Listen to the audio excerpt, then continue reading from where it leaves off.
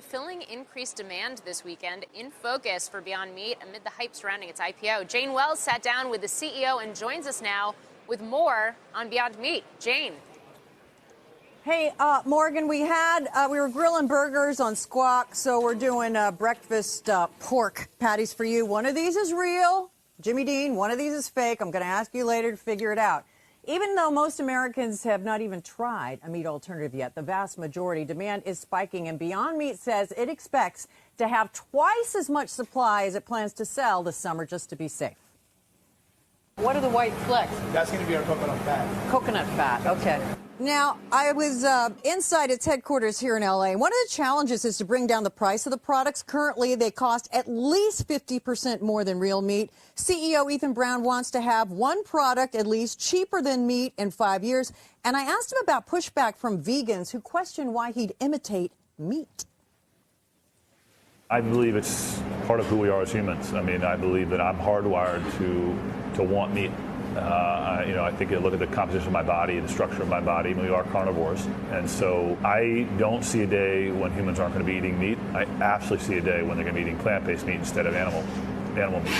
But to try to build a brand that everybody loves by telling them not to eat what they love is a bad idea. So we view our work here as enabling people to eat what they love. Okay, the company plans to have its first earnings report as a public company on June 6th, and perhaps then we'll get some idea of when they plan to be profitable. All right, guys, which is fake, which is real? Jane, I'm going to guess that the lighter colored... The bigger one. The bigger one's fake. On your far left the is bigger one's is the fake stuff? Yeah. This is Jimmy Dean. This is not. All right. I know my meat, even if I can't smell it. Jane, tell us about sustainability here. That's a lot of the conversation around meat and why some people are against it. How does that stack up between the fake stuff and the real? You know, this was a question I had for him. When you raise a cow for 3 years and feed it, and you get a bunch of protein off that, how much land and water are you using to provide feed for the cow versus land and water to provide plants for him to process it into protein? He says they paid for a study at the University of Michigan, much less land and water to cut the cow out of the process and send the plants immediately as processes. But he got to convince more farmers to do that in order to bring the price down and build up the supply chain. Just to dig into that a little bit more, Jane, especially given the fact that there's so much focus right now on soy, corn, some of these other cash crops, especially with all the trade stuff that's going on and what that's done to commodity prices. Could we see a shift as these plant-based proteins become more mainstream in terms of what farmers are actually planting and the demand?